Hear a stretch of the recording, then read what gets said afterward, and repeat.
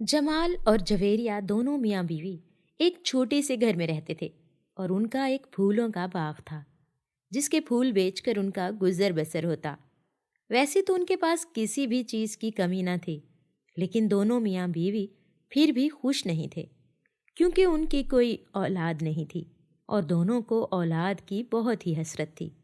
जवेरिया बेचारी रोज़ रो रो के अपनी औलाद की दुआ मांगती कि कब मेरी भी औलाद हो और मैं उसको अपनी गोद में खिलाऊं। दिन इसी तरह गुजर रहे थे कि एक दिन जमाल के जाने के बाद दरवाजे पर दस्तक हुई। कौन है बाहर? बेटा, मैं एक बीमार और बूढ़ी औरत हूँ और बहुत भूखी हूँ। क्या मुझे कुछ खाने के लिए मिल सकता है? जवेरिया दरवाज़ा खोलती है तो देखती है एक बूढ़ी औरत खड़ी है जिसके चेहरे पर बहुत से दाने निकले हुए हैं और ये दाने शायद किसी एलर्जी की वजह से निकले हुए हैं, लेकिन जवेरिया इस बात पर ध्यान नहीं देती। आप बैठ जाएं, मैं आपको खाना ला के देती हूँ। जवेरिया बूढ़ी औरत को खाना ला के देती है और औरत पेट भर के खाना खाती है। खाना खाने के बाद औरत जवेरिया से कहती है, बेटा, तुम्हारा बहुत शुक्रिया। सब मेरी बीमारी की वजह से मुझे भगा देते हैं। कोई मुझे खाने के लिए कुछ नहीं देता, ना ही अपने घर आने देता है, लेकिन तुमने ऐसा ना किया। तुमने मुझे अपने घर बिठा के खाना खिलाया। मेरी दुआ है तुम्हारी हर मुराद पूरी हो। अम्मा, बस दुआ करें मेरी कोई औलाद हो। बस एक औलाद की कमी है हम लोगों को। बूढ़ी औरत अपने थैले में से कुछ बीज निकाल के जवेरिया को देती है और कहती है, ये बीज रख लो और सुबह निहार मुंह दूध के साथ खा लेना, तो बहुत जल्द तुम्हें औलाद की खुशी मिलेगी। जवेरिया वो बीज खुशी खुशी रख लेती है और औरत चली जाती है। जवेरिया जमाल के आने पर उसको सब बात बताती है। जमाल भी इस बात से बहुत खुश होता है कि शायद अब हमारे यहाँ भी औलाद हो जाए। जवेरिया वो बीज एक जगह रखकर सो जाती है। सुबह जमाल उठ के अपने बाग में चला जाता है। जब जवेरिया उठती है तो देखती है कि बीज कहीं भी नहीं है। वो सब जगह ढूंढती है, लेकिन बीज कहीं नहीं मिलते। वो पूरा घर ढूंढ लेती है, मगर बीज कहीं नहीं होते। वो मायूस हो जाती है। दरअसल गलती से जमाल अपने पौधों के बीज के साथ वो बीज भी बाग में ले जाता है और वहाँ जाके अपने पौधों के साथ उन्हें बो देता है। जब जमाल घर आता है तो जवेरिया उसको बीज के खो जाने का बताती है, तो जमाल को भी अंदाज़ा नहीं होता कि वो बीज बाग में बोया है।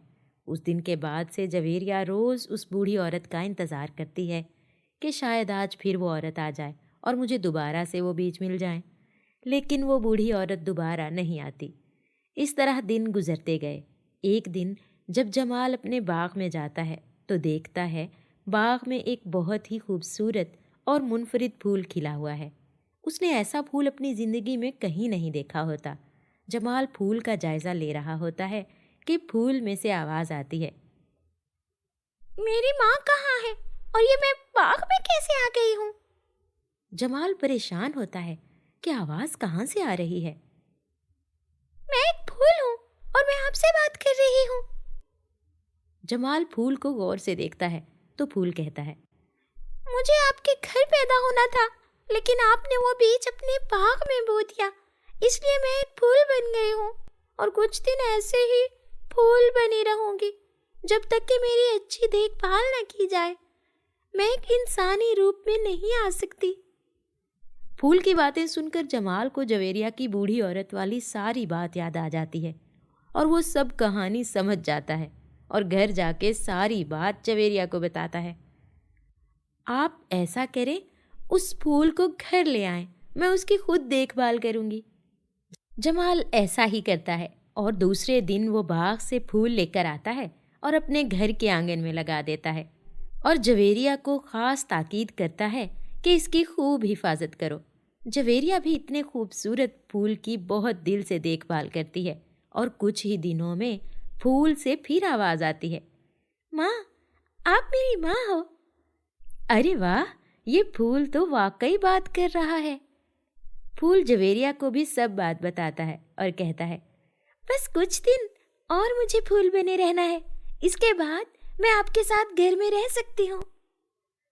जवेरिया फूल की बात सुन के बहुत ज़्यादा खुश होती है और पहले से भी ज़्यादा उसका ख्याल रखने लगती है कि कब वो दिन आए जब फूल मेरे साथ मेरे घर में रहे। अब फूल इनसे बातें करने लगा था तो दोनों मियाँ बीवी फूल के साथ ही अपना ज़्यादा वक्त गुजारते थे और उसका ख़ास ख्याल रखते। कुछ ही दिन में वो फूल अचानक एक खूबसूरत बच्ची बनके जवेरिया के सामने आ जाती है।